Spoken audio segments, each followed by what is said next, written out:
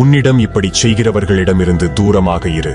ஆரம்பத்தில் நீ என் உலகம் என்று இதய எமோஜிகளுடன் இனிமையான மெசேஜ்களை மழை போல் அனுப்பி உன்னை வேகமாக கவர்வார்கள். அது கனவு போல இருக்கும். பின்னர் திடீரென காணாமல் போய் அவர்களை மீண்டும் பெற வேண்டும் என்ற ஆவலை உன்னுள் உருவாக்கி விடுவார்கள். இது உன்னை கட்டுப்படுத்தும் ஒரு யுக்தி. என் பெஸ்டி இப்போதான் மெசேஜ் பண்ணினார் என்று திடீரென சொல்லி உனக்குள் தன்னம்பிக்கையின்மையை உண்டாக்குவார்கள். அதனால் நீ இன்னும் அதிகமாக முயற்சி செய்து இன்னும் இனிமையாக நடந்து அவர்களின் கவனத்தை பெற போராட ஆரம்பிப்பாய். அவர்கள் தீ மூட்டிவிட்டார்கள், நீ அதில் ஆடிக்கொண்டிருக்கிறாய். நீ அவர்களின் தவறான நடத்தையை சுட்டிக்காட்டினால் நான் உடைந்து விட்டேன் அல்லது நீ என்னை தாக்குகிறாயா என்று பாதிக்கப்பட்டவராக நடிப்பார்கள். திடீரென வில்லன் நீயே ஆகிவிடுவாய். நீ குற்ற உணர்ச்சியுடன் இருக்கிறாய், மன்னிப்பு கேட்கிறாய், அதை விட்டுவிடு. இதற்கிடையில் அவர்கள் உண்மையை தவிர்த்து விட்டார்கள். நீ உணர்ச்சி ரீதியாக சோர்வடைந்து விட்டாய். இப்போது இந்த தந்திரமான தந்திரங்களை அல்ல, உண்மையான விளையாட்டில் தேர்ச்சி பெற நீ தயாரா? உங்கள் வாழ்க்கையில் உங்களை மேம்படுத்த விரும்பினால் என்னை ஃபாலோ செய்யுங்கள்.